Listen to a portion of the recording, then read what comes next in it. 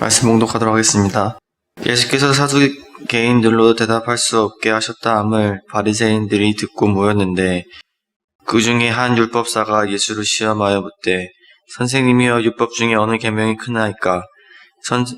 예수께서 가라사대 내 마음을 다하고 목숨을 다하고 뜻을 다하여 주 너의 하나님을 사랑하라 하셨으니 이것이 크고 첫째 되는 계명이요 둘째는 그와 같으니 내 이웃을 내 몸과 같이 사랑하라 하셨으니 이 두 계명이 온 율법과 선지자의 강령이니라. 아멘. 마태복음 강해 129회차입니다. 마태복음 22장 34절로 40절의 말씀을 가지고 계명이라는 제목으로 함께 나누기를 원합니다. 내 이웃을 내 자신같이 사랑하라가 부제목입니다. 지난달 이 한국의 정치계에 뜨거운 감자가 있었는데요. 국가 기밀, 외교 기밀을 누설했다는 이유로 관련 외교부 공무원들이 징계를 받았습니다. 중징계를 받고 또 기소가 되고요. 또 강효상 의원도 또 기소가 될 것 같습니다. 보수 진영에서도 이렇게 강 의원님을 행위를 나무라고 있는데요. 그 이유는 여야 간의 정쟁이 아무리 심해도 지켜야 할 것은 있다라는 거죠. 정치인에게도 계명이 있다라는 이야기입니다.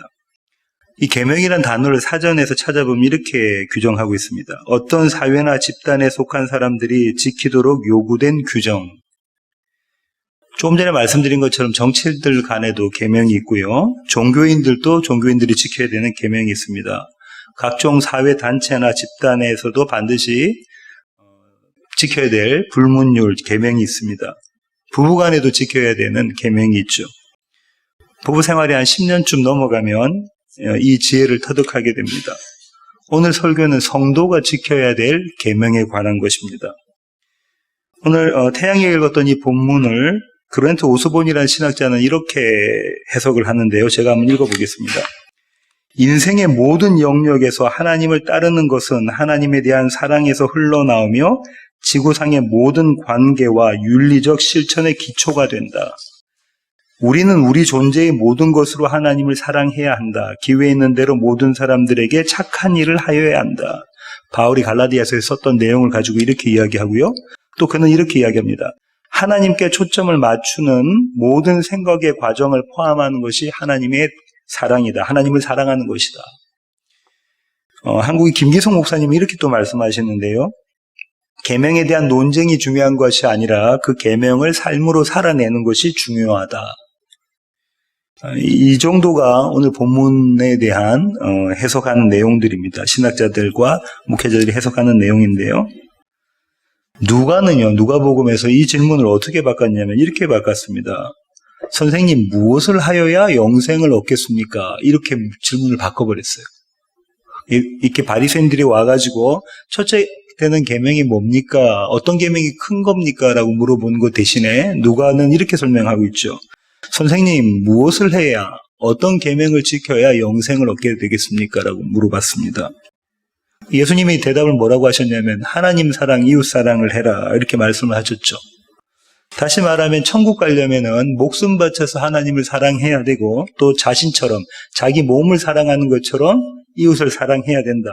그렇지 않고는 영원한 생명을 얻을 수 없다라고 말씀하시는 겁니다. 이게 천국 가는 티켓이라는 거죠. 그렇다면 저와 여러분의 삶을 이렇게 돌이켜 볼 때 우리는 과연 그런 삶을 살고 있습니까? 목숨 바쳐 하나님을 사랑하고 계시고 또 내 몸처럼 이웃을, 아내를, 또 남편을, 자녀를, 또 가족을, 또 친지들을, 또 우리 이웃들을 그렇게 사랑하고 계시나요? 만약에 그게 아니면 천국행은 좌절되는 겁니다. 그죠? 이 질문을 가지고 오늘 본문을 살펴보려고 합니다. 사건의 배경을 한번 먼저 보시죠. 오늘 본문이 마태복음 22장 34절과 35절입니다. 예수께서 사두개인들로 대답할 수 없게 하셨다 함을 바리새인들이 듣고 모였는데 그 중에 한 율법사가 예수를 시험하여 묻되. 앞선 논쟁은 누가 찾아왔었죠? 사두개인들이 와서 예수님께 무슨 논쟁을 했었죠? 부활 논쟁을 했었습니다. 부활이 있습니까 없습니까에 대한 논쟁을 했었죠. 그런데 이 사두개인들이 예수님한테 이렇게 완전히 져버린 거죠. 예. 이거 논쟁에서 완전히 져버렸습니다. 그것을 보고 있던 이 바리새인들은 사두개인들이 진 것에 대해서 쾌재를 불렀겠죠. 왜냐하면 그들은 부활이라는 것을 믿고 있었기 때문에 그렇습니다. 하지만 다른 한편으로서는 썩 마음이 편치만은 않았을 겁니다. 왜냐하면 예수님이 이기셨기 때문에 그렇죠. 그래서 그들은 모였습니다. 이제 이 예수님을 어떻게 해야 될까라는 이유 때문에 모였죠. 이 모인 장면을 어떤 신학자는 이렇게 표현했는데요. 시편 2편 2절로 가보실까요? 시편 2편 2절입니다. 1절, 2절 제가 한번 읽어보겠습니다. 시편 2편 1절과 2절입니다. 어찌하여 이방 나라들이 분노하며 민족들이 헛된 일을 꾸미는가? 세상의 군왕들이 나서며 관원들이 서로 꾀하여 여호와와 그의 기름 부은 자를 대적하며. 세상의 모든 왕들과 관원들과 지도자들이 나와서 뭐 한다는 거죠? 여호와를 대적하고 그분의 아들 메시아를 대적한다라고 이야기하고 있습니다. 이게 세상의 모습이라는 거예요. 늘 세상은 이런 모습을 하고 있었다는 거죠. 이런 상황 가운데 바리새인들이 모여서 율법사를 예수님께 보냅니다. 이 율법사는요, 마가복음에 의하면 서기관이에요. 이 서기관은 제가 지난번에 말씀드린 것처럼 당시엔 최고의 직업입니다. 최고의 직업이에요. 모든 바리새인들이 선망하는 직업입니다. 율법에 정통한 자라고 자기도 그렇게 생각하고 모든 유대 사람들이, 이스라엘 사람들이 그렇게 생각을 하죠. 하나님의 말씀을 필사하던 사람들입니다. 하나님의 말씀을 다루던 자들이었고요. 그 서기관을, 율법학자를 예수님과 이렇게 논쟁하는 대표 선수로 보낸 거예요. 그럼 어떤 선수를 보냈을까요? 바리새인 중에 바리새인이라는 사람, 율법학자 중에 율법학자라는 사람, 서기관 중에 서기관이라는 사람을 뽑아서 예수님과 대적하게끔, 논쟁하게끔 보낸 겁니다. 그 다음에 사건이 이제 내용이 어떻게 되냐면요. 이 서기관이 예수님께 질문을 합니다. 36절 보실까요? 선생님, 율법 중에서 어느 계명이 큽니까? 이렇게 질문을 하죠. 그때나 지금이나 큰 사람, 높은 자리, 이런 것들, 첫째 자리 이런 걸 좋아했던 것 같아요. 우리 모두가 그런 거 좋아합니다. 그죠? 이런 논쟁, 이런 질문은 당시에 이런 논쟁이 많았어요. 율법을 가리킨다고 하는 랍비들 가운데 어떤 계명이 크다, 어떤 계명은 조금 가볍다, 어떤 계명은 좀 중하다, 경하고 중하고 크고 작은 거, 경중대소를 이렇게 가리는 그런 논쟁들이 많았다고 해요. 그래서 이제 이 율법학자 예수님께 찾아왔죠. 그리고 이 율법 중에 큰 계명이 뭡니까? 어떤 것이 가장 중요한 계명입니까? 물어봤죠. 물어본 의도를 마태는 지금 뭐라고 이야기하고 있죠? 시험하여라고 이야기하고 있습니다. 예수님을 시험하는 겁니다. 당신이 선생님이라고요? 율법을 가리킨다고요? 그러면 당신이 율법에 대해서 얼마나 알고 있는지 우리에게 그걸 좀 증명해 보세요. 당신은 나사렛 총구석에서 온 목수의 아들이잖아요. 제대로 된 신학교 출신도 아니잖아요. 그런 당신이 율법을 안다고 하는데 내가 바리새인 중에 대표입니다. 나한테 그 율법의 최고 계명이 뭔지 한번 대보세요. 그럼 내가 반박을 할게요. 이런 마음가짐으로 예수님께 찾아왔던 거죠. 그리고 예수님에게 이런 질문을 던진 겁니다. 이런 논쟁이 펼쳐지면 당시에 온 무리들이 같이 모여가지고 그 논쟁에서 누가 이기는가를 지켜보겠죠. 이 정도 되면 이 서기관은 국가대표 중에 국가대표잖아요. 국가대표 중에 국가대표와 나사렛 예수가 지금 논쟁을 벌이는 겁니다. 이쯤 되면 예수님이 100점 100패 할 거라고 사람들이 생각을 했겠죠. 그때 예수님께서 이제 대답을 하시는데요. 이 대답하시는 구절이 37절부터 39절까지입니다. 제가 한번 읽어보겠습니다. 예수께서 이르시되 내 마음을 다하고 목숨을 다하고 뜻을 다하여 주 너희 하나님을 사랑하라 하셨으니 이것이 크고 첫째 되는 계명이요 둘째도 그와 같으니 내 이웃을 내 자신같이 사랑하라 하셨으니. 이른바 A, B, B-A의 구조입니다. 순서가 그렇게 돼 있어요. 그러니까 첫 번째로는 첫째 계명에 대한 설명을 하고 이 첫째 계명은 이겁니다. 첫째 계명은 이렇게 중요해요. 둘째 계명도 이만큼 중요해요. 둘째 계명은 이겁니다. 이렇게 설명을 하고 계시는 거죠. 그러고 난 다음에 이 두 계명에 대한 이야기를 하시는데 첫 번째 계명이 뭐라고요? 하나님 사랑. 하나님 사랑은 어디 나온 거냐면 신명기 6장 5절에 나옵니다. 신명기로 가보실까요? 신명기 6장 5절입니다. 제가 한번 읽어보겠습니다. 너는 마음을 다하고 뜻을 다하고 힘을 다하여 내 하나님 여호와를 사랑하라. 마음을 다하고 뜻을 다하고 힘을 다하여 내 하나님 여호와를 사랑하라. 이거는 이른바 쉐마 이스라엘이라는 근데 쉐마가 들으라 하잖아. 이스라엘아 들으라. 쉐마 이스라엘 하면 이스라엘아 들으라라는 히브리어인데요. 이 구절과 11장 13절부터 21절에 있는 구절, 그 다음에 민수기 15장 37절부터 41절에 있는 구절, 이 세 구절은 유대 사람들이 아침 저녁으로 암송을 했던 구절입니다. 이 쉐마 이스라엘은.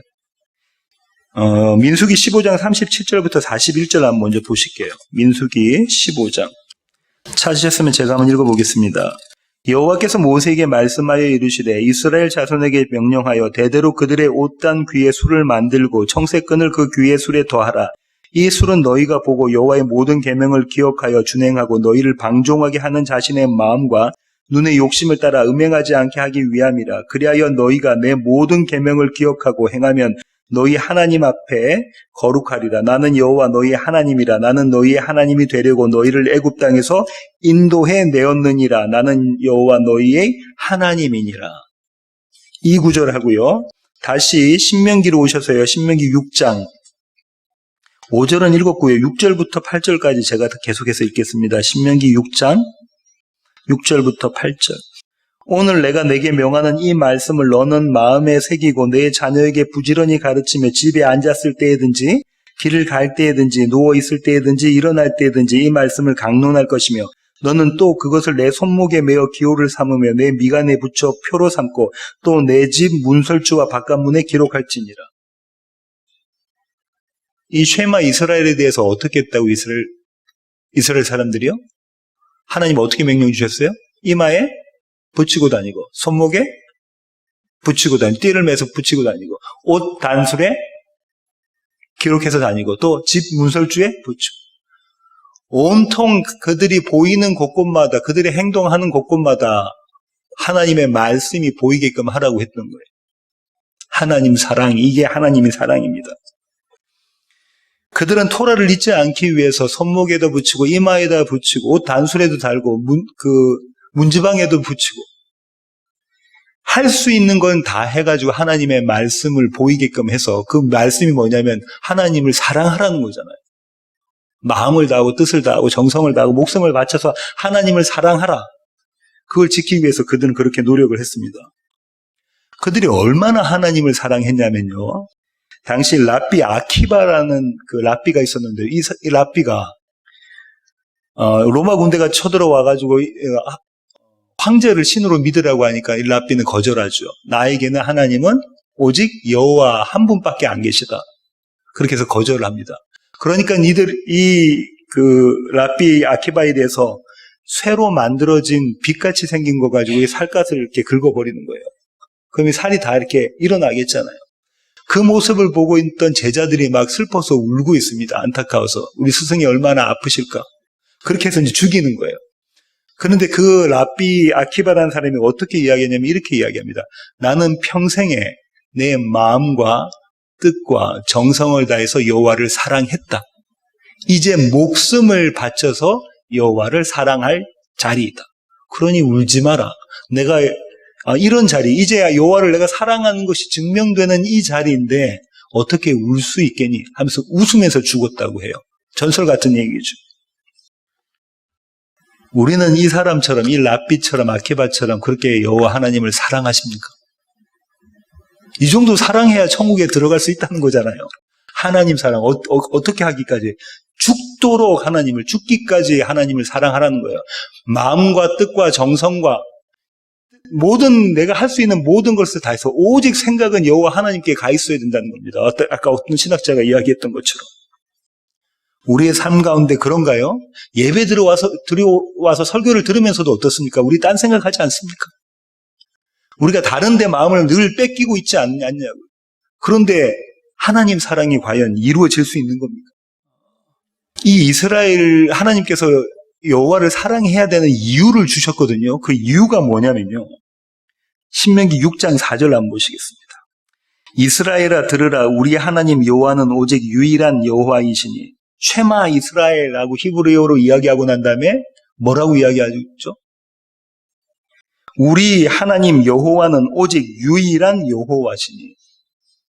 오직 한 분 하나님이 우리가 섬기고 있는, 우리가 사랑해야 되는 하나님이다. 너희가 하나님을 사랑해야 할 이유는 그분이 오직 한 분 하나님이시기 때문이다라고 주님께서 지금 말씀을 주시고 계시는 거죠. 여기에 복선이 있습니다. 유일하신 하나님, 오직 한 분밖에 없는 그 하나님. 이거는 진짜 사실이에요. 그죠? 우리의 마음 가운데 그분이 오직 한 분 하나님만 계셔야 그것이 여호와의 사랑이라는 거죠. 누구나 우리처럼 그 말씀을 알고 있고 교회를 다니고 성경책을 끼고 성경을 보는 사람들은, 예배를 드린 사람들은 여호와 하나님이 한 분 하나님이라는 것을 다 알고 있습니다. 근데 우리 마음에 그분이 참 오직 유일하신 하나님인가? 그것이 여호와 사랑이라는 이야기인 거죠. 두 번째 계명이 뭐냐면요. 두 번째 계명도 첫 번째 계명만큼 중요하고 크고, 그런데 그 두 번째 계명이 뭐냐면 이웃 사랑입니다. 레위기 19장 18절 가시겠습니다. 주님이 이 구절을 인용하셨는데요. 레위기 19장 18절입니다. 원수를 갚지 말며 동포를 원망하지 말며 내 이웃 사랑하기를 내 자신과 같이 사랑하라. 나는 여호와이니라. 이웃 사랑을 어떻게 하라고요? 내 몸처럼, 내 자신처럼 사랑해. 그 다음에 어떤 구절 있죠? 나는 여호와이니라. 내가 너의 하나님이다라는 이야기가 여기 있습니다. 아까 그 복선을 생각해 보십시오. 유대 당시에 유명한 그 역사학자였던 유대인 역사학자는 필로는 이렇게 이야기합니다. 하나님과 사람을 동시에 사랑하지 않으면 오직 절반만 덕목을 실천한 것이다. 당신이 하나님을 사랑한다고 하면 그만큼 이웃을 사랑하고 있어야 온전히 계명을 이룬 것이다라고 이야기하고 있어요.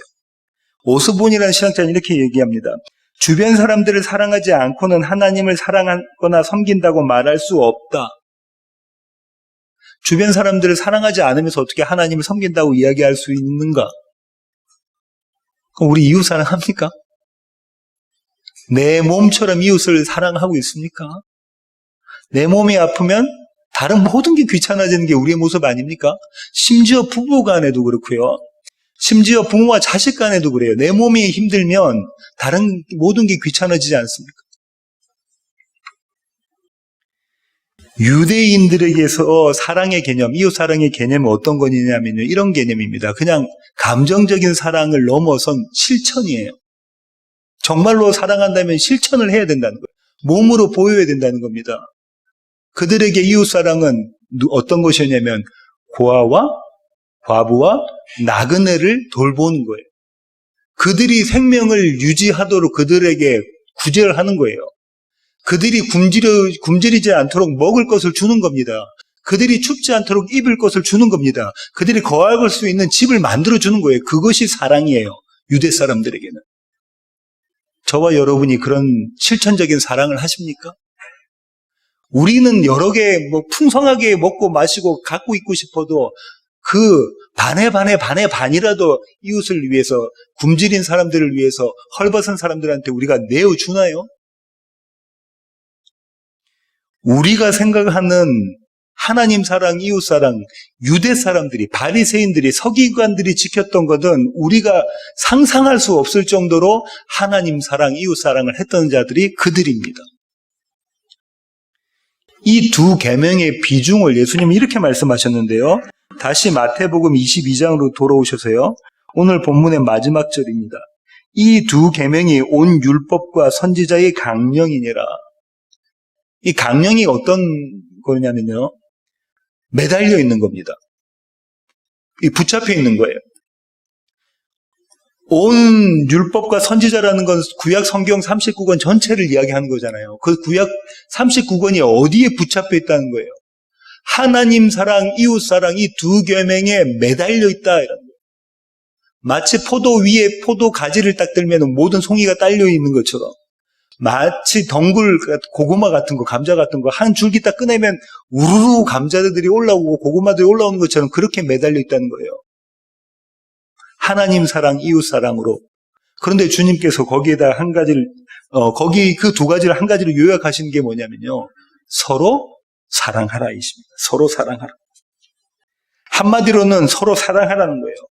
이 서로 사랑, 이웃 사랑이 율법의 완성이라고 주님께서 말씀하셨죠. 요한복음 13장 34절부터 35절입니다. 요한복음 13장. 주님께서 새 계명을 주십니다. 새 계명을 너희에게 주노니 서로 사랑하라. 내가 너희를 사랑한 것 같이 너희도 서로 사랑하라. 너희가 서로 사랑하면 이로써 모든 사람이 너희가 내 제자인 줄 알리라. 하나님 사랑, 이웃 사랑을 하나로 요약하면 뭐라고요? 서로 사랑해. 근데 어느 정도 사랑하라고 합니까? 우리 서로 사랑하지 않습니까? 근데 주님이 지금 어느 정도 사랑하라고, 어느 정도 사랑해야 서로 사랑하는 거라고 하시죠? 내 몸 사랑하는 것, 지금 이웃 사랑하는 것 정도, 그게 어떤 거냐면, 예수님이 우리를 사랑하셔서 십자가에 달려 돌아가신 것처럼, 죽으신 것처럼, 하나님께서 이 땅에 피조물로, 티끌 같은 피조물로 이 땅에 내려오셔서 우리를 위해서 십자가에 달려 죽으신 그 사랑만큼 너희가 네 이웃을 사랑해, 서로 사랑해. 불가능한 일 아닙니까? 이 사랑을 해야 천국에 들어갈 수 있다라고 주님께서 지금 말씀하고 계시는 겁니다.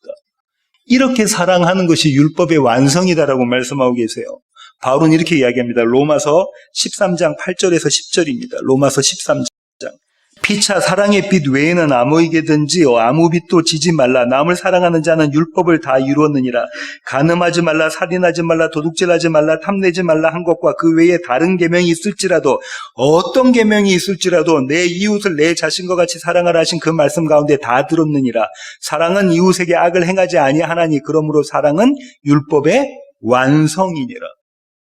사랑이 율법의 완성이야. 성경은 사랑을 이야기하고 있는 거야 라고 바울이 이야기하고 있죠. 고린도전서 13장 2절 가시겠습니다. 고린도전서 13장 사랑장이라고 하는, 이른바 사랑장이라고 하는 장이죠. 13장 2절. 내가 예언하는 능력이 있어 모든 비밀과 모든 지식을 알고 또 산을 옮길 만한 모든 믿음이 있을지라도 사랑이 없으면 내가 아무것도 아니에요. 바울이 뭐라죠? 내가 내 믿음 가지고 이것저것 모든 기적들을 다 행할지라도 내 안에 예수의 사랑이 없으면 나는 아무것도 아니다. 내 안에 십자가 사랑이 없으면 아무것도 아니다. 13절. 그런즉 믿음, 소망, 사랑 이 세 가지는 항상 있을 것인데 그 중에 제일은 사랑이라. 우리가 너무나 잘 알고 있는 구절이다. 그죠? 믿음, 소망, 사랑 이것들은 항상 있을 것인데 그 중에 제일은 사랑이다. 갈라디아서 5장 14절 가시겠습니다. 갈라디아서 5장 14절입니다. 온 율법은 내 이웃을 사랑하기를 내 자신같이 하라 하신 한 말씀에 이루어졌나니. 나중에 사도 요한도 그러는데요. 바울도 그러고요. 모든 예수님의 제자들이 지금 뭐라고 이야기하냐면 사랑해, 사랑해, 사랑해. 주님이 그 말씀을 주셨어요. 내가 너희를 사랑한 것 같이 너희가 서로 사랑해. 이로써 하나님의 모든 말씀이 이 신구약 66권이 이루어진다, 성취된다라고 주님께서 말씀하셨던 것이죠. 그러면요, 우리에게 한 가지 질문이 드는데요. 그래요? 그러면은 우리가 이웃을 사랑해야 되는데, 주님이 우리를 사랑하셨던 것만큼 이웃을 사랑해야 되는데, 그럼 우리의 이웃은 누구입니까? 라는 질문이 듭니다. 주님께서 이 대답을 해주십니다. 누가복음으로 가겠습니다. 누가복음 10장 25절부터 28절입니다. 누가복음 10장 25절부터 28절. 오늘 본문의 병행 본문인데요. 제가 한번 읽어보겠습니다. 어떤 율법 교사가 일어나 예수를 시험하여 이르되, 여기도 시험한다고 나오죠. 선생님, 내가 무엇을 하여야 영생을 얻으리까? 제가 천국 가려면 뭘 행해야 됩니까? 예수께서 이르시되 율법에 무엇이라 기록되었으면 네가 어떻게 읽느냐? 대답하여 이르되 내 마음을 다하며 목숨을 다하며 힘을 다하며 뜻을 다하여 주 너희 하나님을 사랑하고 또한 내 이웃을 내 자신같이 사랑하라 하였나이다. 율법학자가 정확히 알고 있다. 그렇죠? 그때 주님께서 이렇게 말씀하십니다. 예수께서 이르시되 네 대답이 옳도다. 이를 행하라. 그러면 살리라. 네가 사랑해. 하나님 사랑하고 이웃 사랑하면 너 천국에 들어가. 너 하나님 나라의 백성이 될 수 있어. 영원한 생명이라는 걸 얻을 수 있어. 그러니까 네가 그렇게 해. 실천해. 그러니까 율법학자가 이렇게 이야기하죠. 그 사람이 자기를 옳게 보이려고 예수께 여짜오되 그러면 내 이웃이 누구이니까? 이 사람이 자기를 어떻게 보이려고 예수님께 물어봤다고요? 옳게 보이려고. 그의 의도가 자기를 옳게 보이는 겁니다. 그 얘기는 어떤 의미냐면 이런 겁니다. 나는 지금까지 하나님 사랑, 이웃 사랑을 실천하며 살아왔어요. 나는 지금까지 하나님 사랑, 이웃 사랑을 실천하여 살아왔단 말입니다. 내가 하나님 사랑한다는 것은 굳이 다른 말을 할 필요가 없어요. 내가 율법학자입니다. 서기관들은요, 어느 정도 여호와 하나님을 사랑했냐면 필사를 하다가 성경을 필사하다가 여호와 하나님이라는 단어가 나오면 아도나이라는 주님이라는 단어가 나오면 어떻게 했다고요? 목욕을 하고 와서 다시 필사를 하는 정도로 사랑합니다. 아까 그 랍비에 대한 이야기를 했잖아요. 어떻게 했다고요? 내가 죽기까지 하나님을 사랑합니다 했던 자들이 그들이에요. 자타가 공인합니다. 의심의 여지가 없어요. 그들이 하나님을 사랑한다는 건 다 알고 있어요. 그들은 고아와 과부와 나그네도 열심히 섬겼습니다. 일주일에 몇 번 금식했다고요? 2번 금식했습니다. 우리는 왜 금식합니까? 살 빼려고 금식하죠? 우리는 다이어트를 위해서 금식하지만 이들은 고아와 과부와 나그네를 위해서 금식을 했던 자들입니다. 헌금을 드렸고요. 11조를 드리고요. 풍성히 드리고요. 그렇게 해서 그들은 이웃을 자기 몸처럼 섬겼던 자들이에요. 정말로 자기 몸처럼 섬겼던 자들입니다. 그런 랍비가, 그런 율법학자가 지금 예수님께 물어보는 겁니다. 제게 무엇이 더 필요합니까? 제 이웃이 누굽니까? 이 대목에서 율법학자가 지금 뭘 챙기고 있냐면요. 자기가 사랑했던 이 사랑을, 자기의 이 행위를 자기의 의로 챙기는 모습을 보셔야 됩니다. 우리는요, 다른 사람을 돕거나 아니면 다른 사람이 공경에 빠졌을 때 어떻게 구해주거나 그러면 어떻게 하냐면 그 의를 고스란히 우리가 챙깁니다. 그렇지 않습니까? 내가 언제 어떤 상황에서 어떻게 당신에게 도와줬는데 어떻게 했는데 이게 뭐야? 이러지 않습니까? 밖으로는 표현은 안 하더라도 속으로 마음은 그렇지는 않습니까? 우리 교회 강 집사님 내부는 지금까지 우리 교회를 지키시는 유일한 집사님 가정이십니다. 이런저런 사정에 의해서 여러분들이 모두 이 자리를 떠났지만 두 분은 이 자리를 지금까지 지키고 계십니다. 늘 제가 그 점에 대해서 감사를 드리고 있고 지금 청년인 태양이가 그 자리를 또 그렇게 청년으로서 지키고 있습니다. 두 분이 어떤 마음으로 이 자리에 계신지 제가 너무나 잘 알고 있습니다. 지금 이거 보세요. 몇 분이 없잖아요. 그런데요, 두 분이 어떤 유익이라든지 그런 것들을 위해서 이 자리를 지키고 계시지 않는다는 거 제가 너무나 잘 알고 있는데요. 만약에요, 이렇게 한번 가정해 볼게요. 만약에 제가 두 분을 또 우리 태양이를 섭섭하게 하는 언행을 한다면 두 분의 마음 가운데 또 태양의 마음 가운데 어떤 마음이 드실까요? 제가 두 분이 기대하지 않았던 행동을 한다면 두 분과 태양이는 어떤 마음이 들겠습니까? 목사님이 왜 저러실까? 우리가 지금까지 어떻게 이 교회를 섬겨왔는데 어떻게 이렇게 하실 수 있을까? 이런 마음이 드시지 않으시겠어요? 목사님은 그걸 어떻게 아십니까? 제 마음 가운데 그 마음이 고스란히 있거든요. 누구보다도 제가 잘 압니다. 제 마음 가운데 그 마음이 있으니까. 율법사가 예수님께 이런 질문을 하셨죠. 그러면 내 이웃이 누구입니까? 그 마음이 바로 이 마음입니다. 우리가 누군가를 사랑했다면, 우리가 누군가에게 자선을 베풀었다면 우리는 이 율법학자처럼 서기관처럼 우리 마음 가운데 무엇이 남아있다고요? 의의가 있습니다. 그 의의가 있어서 예수님께 우리를 옳게 보이려고 뭐라고 물어보냐면 누가 내 이웃입니까? 라고 물어보는 거죠. 뭐 했다는 겁니까? 사랑했다는 거예요. 뭐 했다는 겁니까? 베풀었다는 거예요. 뭐 했다는 겁니까? 지금까지 이 교회를 지키고 있었다는 겁니다. 저도, 여러분들. 그런 그에게, 율법학자에게 예수님은 비유를 주십니다. 그게 답변이에요. 이른바 너무나 유명한 선한 사마리아인의 비유입니다. 30절 보실까요? 누가복음 10장 30절부터 보시겠습니다. 예수께서 대답하여 이르시되 어떤 사람이 예루살렘에서 여리고로 내려가다가 강도를 만나매 강도들이 그 옷을 벗기고 때려 거의 죽은 것을 버리고 갔더라. 마침 한 제사장이 그 길로 내려가다가 그를 보고 피하여 지나가고 또 이와 같이 한 레위인 또 그곳에 이르러 그를 보고 피하여 지나가되 어떤 사마리아 사람은 여행하는 중 거기 이르러 그를 보고 불쌍히 여겨 가까이 가서 기름과 포도주를 그 상처에 붓고 싸매고 자기 짐승에 태워 주막으로 데리고 가서 돌보아 주니라.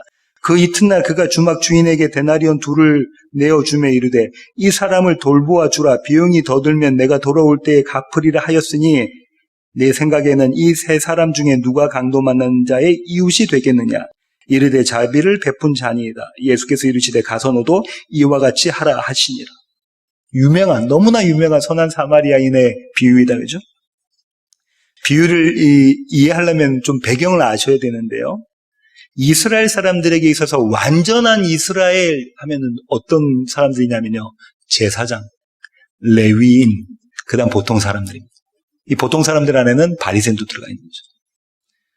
제사장, 레위인이 오늘 본문에 등장합니다. 이스라엘 중에 참 이스라엘이라고 하는 자들, 선택받은 사람들이잖아요. 기름 부음 받은 자들입니다. 선택받은 지파예요. 이스라엘을 대표하는 자들이죠. 이스라엘의 11조가 되는 자들인 거예요. 그 자들이 등장하고요. 또 사마리아인은, 이들과 대조되는 사마리아인은 어떤 사람이냐면요. 유대 사람들은 뭘 자랑했냐면 자기의 혈통을 자랑합니다. 다음 주에 제가 설교할 내용인데요. 자기들이 혈통을 자랑해요. 누구의 후손? 아브라함과 다윗의 후손. 이 혈통을 자랑하고 있습니다. 왜요? 그래야 하나님께 택함 받은 모든 이방인들과는 대조되는, 이스라엘 사람에게는 딱 두 민족밖에 없었다고 그랬잖아요. 하나는 이스라엘, 또 하나는 이방인. 이스라엘이 아닌 자들. 그러니까는 이 혈통이 중요했던 겁니다. 그런데요, 북이스라엘과 남유다로 나뉘고 난 다음에 북이스라엘이 아수르에 의해서 점령당하죠. 아수르의 그 황제가, 왕이 어떻게 정책을 펼치냐면요. 아수르에 있는 사람들을, 자기 백성들을 이 사마리아로 보내서 결혼을 하게끔 합니다. 이 유대 사람들하고 북이스라엘 사람들하고 혼인정책, 혼혈정책을 하는 거예요. 다 혼혈화가 돼버렸어요. 피가 순수하지 않아요. 순수한 혈통이 아닙니다. 그러니 남유다 사람들이 볼 때는 북이스라엘 사람들이 있던 그 사마리아에 있는 사람들이 뭐처럼 보이냐면 개처럼 보이는 거예요. 너희는 하나님의 은혜 가운데 있지 않은 자들이다. 너희는 하나님이 택한 백성이 아니다. 개, 이방인처럼 그렇게 취급했던 거죠. 이 사마리아인이 등장한 겁니다. 누구와 대조됐다고요? 참 이스라엘과 이방인 중에서도 개처럼 취급받던 사마리아인이 지금 대조되고 있는 장면입니다. 예루살렘과 여리고가 등장하는데요. 예루살렘은 이스라엘에서 지대가 높은 데 있는 거잖아요. 시온산 위에 있으니까요. 여리고는 지대가 낮은 곳입니다. 내려가야 되는 것인데요. 이 여리고는 부자 동네예요. 누가 살고 있던 동네냐면 제사장들과 레위지파 사람들이 살고 있던 동네가 여리고입니다. 아주 부자 동네예요. 그런데 문제는 이 예루살렘부터 여리고까지 내려가는 길이 우범지역입니다. 거기에는 누가 있었냐면요. 열심당원들. 이제 우리가 로마로부터 우리가 이스라엘이 독립해야 되겠다. 한번 이 나라를 전복시켜버려야 되겠다라는 칼 들고 창 들고 망치 들고 이런 걸 가지고 한번 무장으로 우리가 이 이스라엘을 독립시켜야 되겠다라고 그렇게 주장하고 있는 열심당원들. 그 다음에요. 나병 환자들, 한센시병 환자들이 거기 살고 있었고요. 그 다음에요, 이리저리 쫓기는 자들이 있었습니다.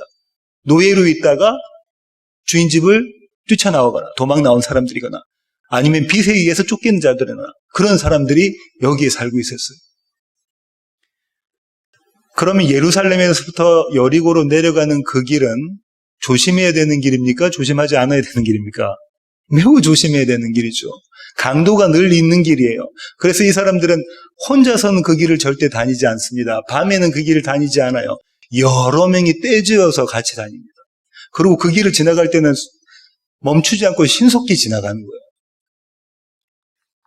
이런 그 배경을 좀 이해하시고 난 다음에요. 제사장들이 먼저 첫 등장인물로 등장하잖아요. 사마리아인을 봤어요. 아니, 강도 만난 자를 봤어요. 근데 그냥 지나쳐 버리죠. 제사장들은 그럴 만한 이유가 있었습니다. 제사장들은 시체에 손을 대면 됩니까? 안 됩니까? 안 돼요. 안 돼요. 민수기 19장 11절 한번 보실까요? 민수기 19장 11절입니다. 사람의 시체를 만진 자는 이래 동안 부정하리니. 레위기 21장 1절 보시겠습니다. 레위기 21장 1절. 여호와께서 모세에게 이르시되 아론의 자손 제사장들에게 말하여 이르라. 그의 백성 중에서 죽은 자를 만짐으로 말미암아 스스로를 더럽히지 말려니와. 2절 한번 보실 거예요. 그의 살붙인 그의 어머니나 그의 아버지나 그의 아들이나 그의 딸이나 그의 형제나 출가하지 아니한 처녀인 그의 자매로 말미암아서는 몸을 더럽힐 수 있느니라. 이게 무슨 내용이냐면 이스라엘의 제사장들은 시체에 손을 대면 됩니까? 안 됩니까? 안 돼요. 언제는 된다는 거예요. 가족이 죽었을 때, 가족의 장례 때는 된다라고 그러죠. 11절 보세요. 이거 기가 막힌 얘기겠는데요. 어떤 시체에든지 가까이 하지 말지니, 이건 대제사장에 관한 겁니다. 그의 부모로 말미암아서도 더러워지게 하지 말며. 대제사장은 어떻게 뜻하고요? 부모의 상에도 가지 못한다는 거예요. 부모의 장례식에도 참석하지 못한다는 거예요. 이게 구별된 거라고 말씀해 주고 계십니다. 늘 이렇게 배우고 자라왔던 사람들입니다. 그죠? 저 사람이 시체일지도 몰라라고 생각하면 아예 가지를 않았던 자들. 1년이 52주인데요. 그 중에서 24반열이 있잖아요. 딱 2회, 2주 동안 성전 봉사를 합니다. 제사장들이. 그러니까 시체에 손을 대면 그 봉사에 1년에 딱 2주 참석하는 걸 못하게 되는 거예요. 그러니까 절대 그들은 시체에 손을 대지 않습니다. 근데 지금 이 어떤 상황이냐면 예루살렘에서 여리고로 내려가는 길이기 때문에 성전 제사가 끝나고 내려가는 길이잖아요. 그래서 어떤 신학자들은 이렇게 이야기하기도 합니다. 이건 변명의 여지가 없다. 왜냐하면 제사를 마치고 내려갔으니까. 부정해도 상관이 없으니까. 올라갈 때는 부정했지만 안 되지만 그래도 상관없으니까 괜찮지 않은 거냐. 이들에게는 사랑, 자선이라는 게 없었다라고 이야기하는 신학자도 있습니다. 예, 물론 그럴 수도 있지만요. 저는 어떻게 더 생각하냐면 그들은 시체에 손이 안 되는 것이 몸에 배어 있는 사람들입니다. 조금이라도 뭔가 있으면은 피했던 자들인 거예요. 그렇게 이스라엘 중에 참 이스라엘이라고 온 정신과 몸이 그렇게 되어져 있는 사람들이 이 제사장들이라고 생각을 해요. 그리고요, 만약에 내려가다가 누워있는 저 사람이, 나그네가 저렇게 강도 만나서 누워있네라고 만졌는데 그 사람이 벌떡 일어나서 자기한테 강도질을 할지도 모르잖아요. 그때 그런 일들이 비일비재했다고 해요. 역사학자들에 의하면. 그러니 그 사람을 피해가는 것이 당연한 겁니다. 지금 예수님 뭘 이야기하시는 거냐면 사랑? 너희가 지금 고아와 과부와 나그네를 돕는 사랑을 한다고 하지?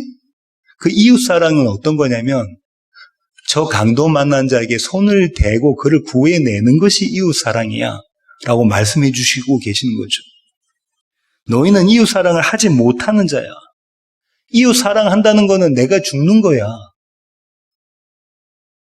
어떤 생각을 갖고 있어야 되냐면 그 강도가 나를 덮쳐서 죽일 수 있다는 생각 갖고 그를 구해줘야 되는 겁니다. 내가 여기에 손대면 나도 부정해지고 나는 제사장의 역할을 감당하지 못한다라고 생각하면서도 손을 대는 거라고요. 그게 이웃사랑. 나가 죽어야 할 수 있는 것이 이웃사랑이다라고 말씀해 주고 계시는 거죠. 자기를 의롭게 보이려고 하는 그 율법학자에게 말이죠.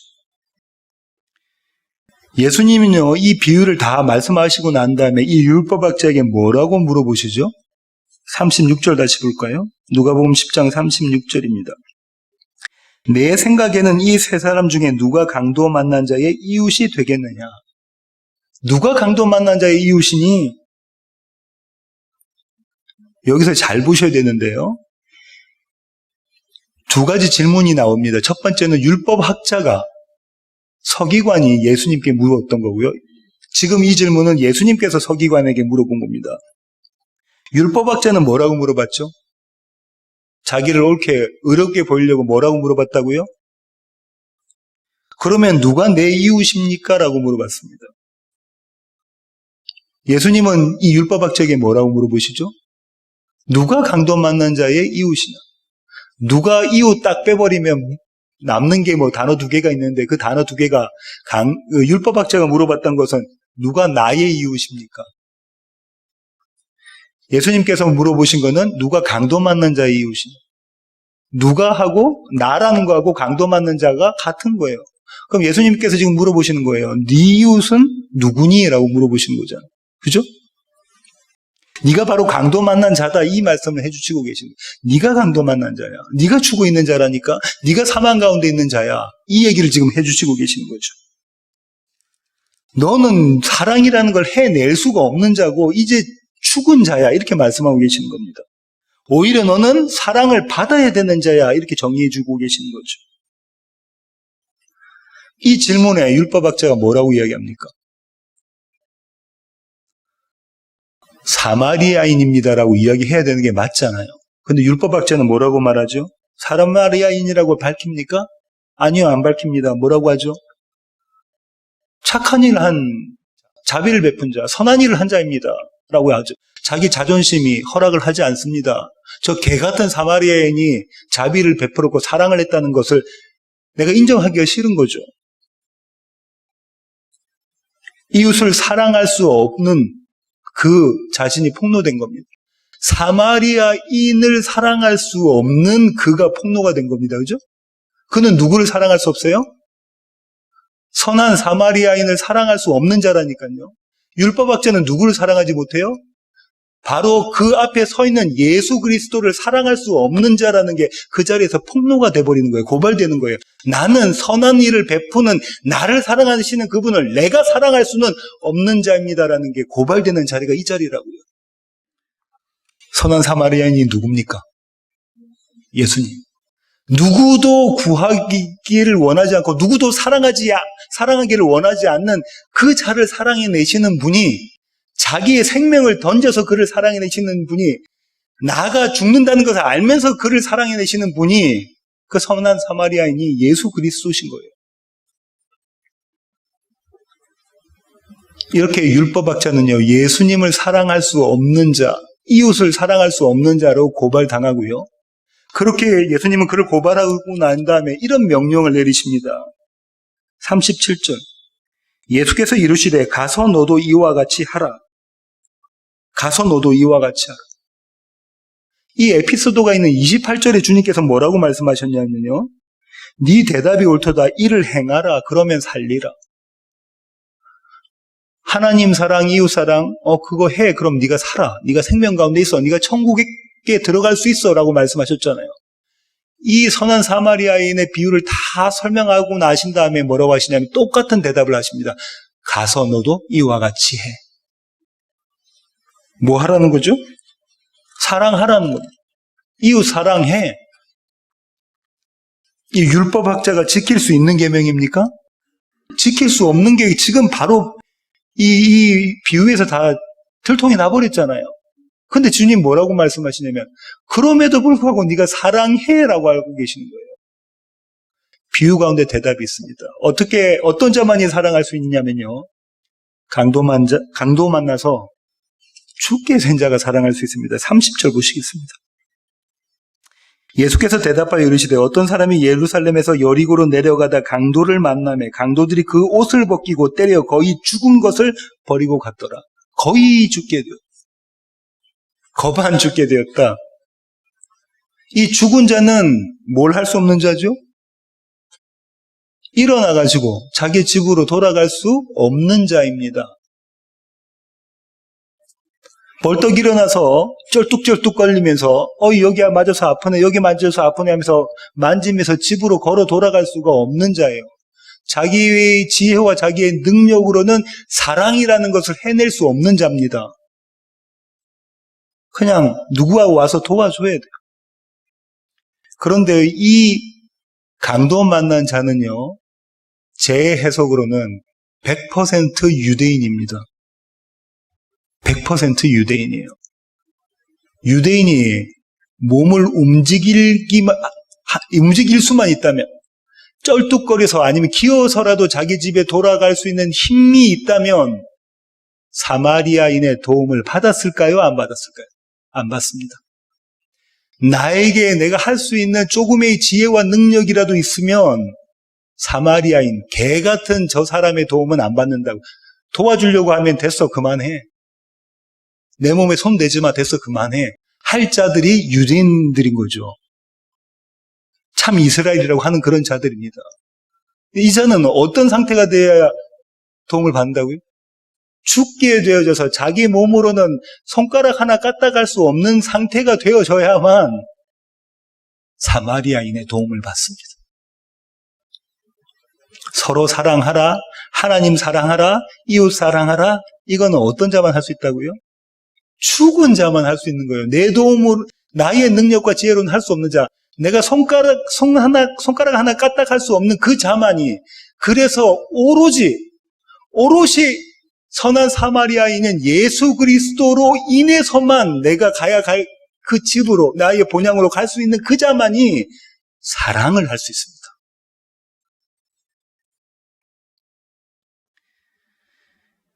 나의 죽음으로 그리스도가 살아나실 때 실천할 수 있는 것이 저와 여러분에게 주님이 주신 사랑하라는 계명입니다. 그 이외의 모든 사랑이라는 행위는 무늬만 요란한, 마치 꽹가리가 소리만 요란한 것처럼 그런 모습인 겁니다. 사랑이 아니에요. 주님께서 말씀하셨던 그런 사랑이 아니라고. 언제요?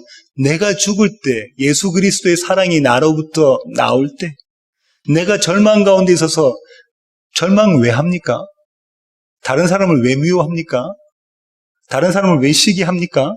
다른 사람을 왜 사랑하지 못합니까? 왜 원망하죠?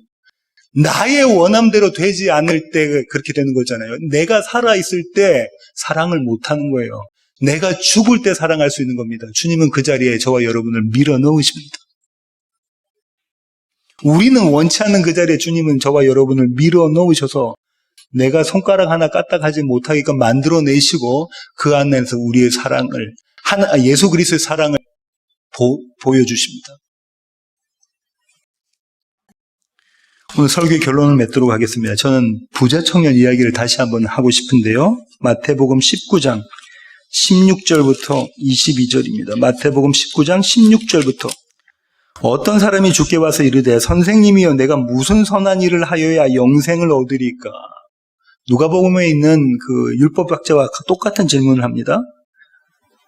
예수께서 이르시되 어찌하여 선한 일을 내게 묻느냐? 선한 이는 오직 한 분이시니라. 네가 생명에 들어가려면, 천국에 가려면 계명들을 지키라.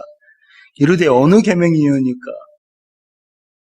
예수께서 이르시되 살인하지 마, 간음하지 마, 도둑질하지 마, 거짓 증언하지 마, 내 부모를 공경하라, 내 이웃을 내 자신과 같이 사랑하라 하신 것이니라.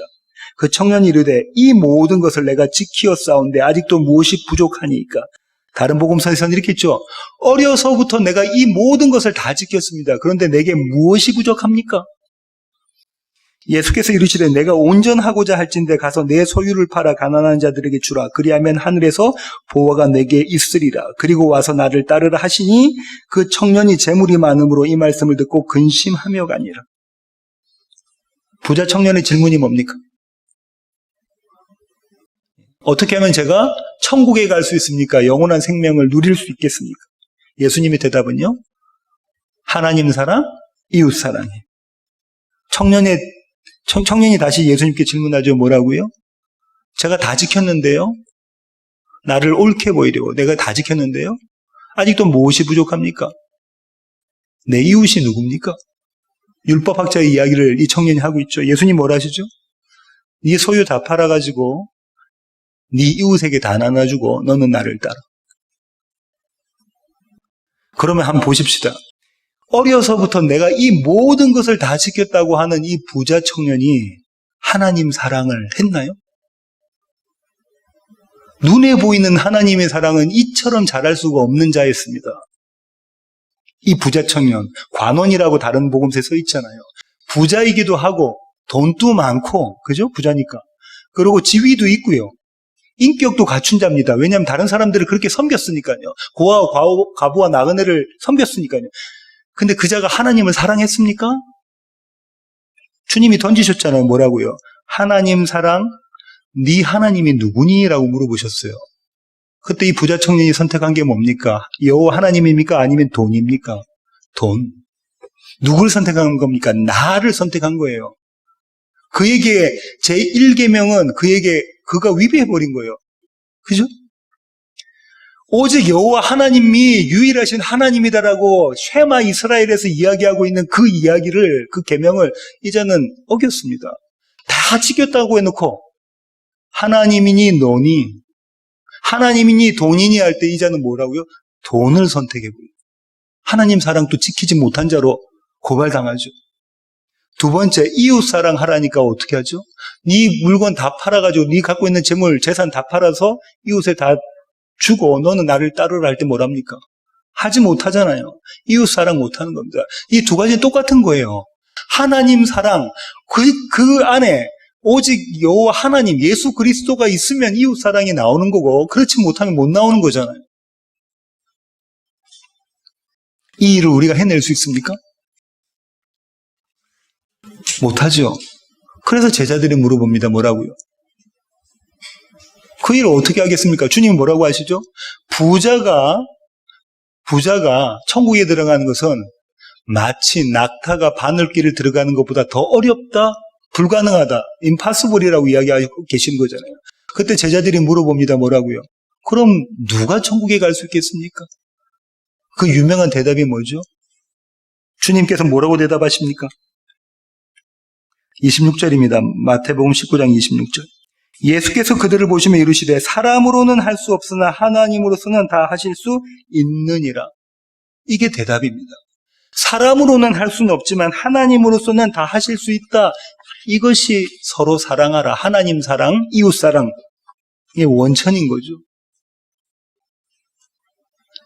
나가 살아있는 사람은 사랑하지 못합니다. 하나님도 사랑하지 못하고요. 이웃도 사랑하지 못합니다. 나가 죽은 자만이 하나님 사랑, 이웃 사랑을 실천해낼 수 있는 거죠. 왜냐하면 나가 죽은 그 자리에 예수 그리스도의 사랑, 십자가 사랑이 드러나기 때문에 그런 겁니다. 사도 요한이 이 사랑의 출처를 밝히고 있는데요. 마지막 구절입니다. 요한 1서 4장 7절부터 13절 보시겠습니다. 요한 1서 4장 7절부터 13절입니다. 사랑하는 자들아 우리가 서로 사랑하자. 사랑은 하나님께 속한 것이니 사랑하는 자마다 하나님으로부터 나서 하나님을 알고 사랑하지 아니하는 자는 하나님을 알지 못하나니 이는 하나님은 사랑이심이라. 하나님이 곧 사랑이시다. 그러니까 서로 사랑하자라고 지금 사도가 이야기하고 있습니다. 9절. 하나님의 사랑은 우리에게 이렇게 나타난 바 되었으니 하나님이 자기의 독생자를 세상에 보내심은 그로 말미암아 우리를 살리려 하심이라. 사랑은 여기 있으니 우리가 하나님을 사랑한 것이 아니요 하나님이 우리를 사랑하사 우리 죄를 속하기 위하여 화목제물로 그 아들을 보내셨습니다. 요한이 뭐라고 이야기하죠? 사랑이 여기 있는데 사랑이 어떤 모습이냐면 우리가 하나님을 사랑한 것이 아니라 하나님이 우리를 사랑한 것이 그게 사랑이야. 우리가 하나님을 사랑해낼게요. 우리가 이웃을 사랑해낼게요. 그게 아니라 하나님이 우리를 사랑하신 것이 그게 사랑이야. 너희가 사랑을 착각하고 있구나. 네가 사랑해낼 수 있는 것처럼 생각하는데 그거 아니다. 하나님이 우리를 사랑하신 것이 그게 사랑이야. 11절. 사랑하는 자들아 하나님이 이같이 우리를 사랑하셨은즉 우리도 서로 사랑하는 것이 마땅하도다. 어느 때나 하나님을 본 사람이 없으되 만일 우리가 서로 사랑하면 하나님이 우리 안에 거하시고 그의 사랑이 우리 안에 온전히 이루어지느니라. 그의 성령을 우리에게 주심으로 우리가 그 안에 거하고 그가 우리 안에 거하시는 줄 아느니라. 하나님의 사랑이 우리 안에 거하시면 어떻게 된다고요? 우리가 뭐라고요? 온전해진다. 그때에야 비로소 온전해진다라는. 하나님의 사랑이 우리 안에 거하면 그때 우리는 사랑할 수 있다는 겁니다. 하나님이 우리 안에 거하시면 그때 우리는 원망하지 않는다는 거예요. 하나님이 우리 안에 계시면 그때 우리는 좌절하지 않는다는 거예요. 우리의 모습은요, 늘 원망입니다. 우리의 모습은요, 늘 좌절이죠. 우리의 모습은요, 늘 미워하고 시기하고 질투하고 증오하는 거죠. 그런데 그 자리에서 우리가 완전히 죽을 그 자리에 우리는 우리 스스로 죽지 못하지만 주님이 우리를 말씀으로 죽이시는 그 자리에서 예수의 사랑이 문득 빛으로 드러납니다. 마치 어두운 자리에서요, 어둠밖에 없는 그 자리에서 약간만 열리면 빛이 환하게 나오는 것처럼 문득 우리의 삶 가운데 그 예수의 사랑이 드러납니다. 그걸 오늘 경험하는 자가 온전히 그 빛으로 온전해지는 그 마지막, 그 완성을 경험하게 되어져 있는 거죠. 요한이 이야기했던 이 말, 사랑은요, 우리가 하나님을 사랑한 것이 아니라 창세전에 하나님께서 우리를 사랑하셔서 이미 창세전에 우리를 택하셔서 하나밖에 없는 독생자, 외아들 예수 그리스도를 우리에게 보내주신 것, 그 사랑이 사랑이야. 그 사랑이 지금 너희 안에 있다. 그 말씀하고 계신 겁니다. 이 사랑으로요, 마음과 뜻과 정성과 목숨을 다해서 하나님을 사랑하시길 원하고요. 이 사랑으로 내 이웃을 내 몸처럼 사랑하시는 세워지는 교회 모든 가족 되기를 원합니다. 기도하시겠습니다. 주님, 그렇습니다. 주님, 우리는 부자 청년처럼 또 율법학자처럼 사랑할 수 없는 자임을 깨닫습니다.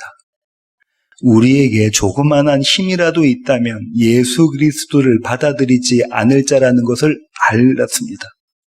우리는 머리로는 말씀을 안다고 하고 예수님을 사랑한다고 하고 예수님을 주인으로 하나님으로 여긴다고 모신다고 하지만 솔직한 우리의 마음은, 정확한 우리의 모습은 그렇지 않는다는 것을 우리가 알았습니다. 그래서 주님, 우리의 사랑이 아닌 하나님의 사랑, 예수 그리스도의 사랑이 필요합니다. 우리 가운데 주님의 사랑을 펼쳐주시옵소서. 그 사랑으로 하나님 사랑과 이웃 사랑을 실천해내는 우리 세워지는 교회 모든 가족들에게 주님 저희들을 그렇게 붙잡아 주시옵소서. 이제는 우리 주 예수 그리스도의 놀라우신 구원의 은혜와 하늘 아버지의 크고 극진하신 사랑과 우리 안에 내주하셔서 서로 사랑하라라는 그 계명을 이루게 만들어 가시는 성령님의 충만하심이 이제 주님 앞에 머리 숙인 세워지는 교회 모든 지체들 머리 위에 이제로부터 영원토록 함께 하시기를 예수 그리스도의 귀하신 이름으로 간절히 축원하옵나이다. 아멘.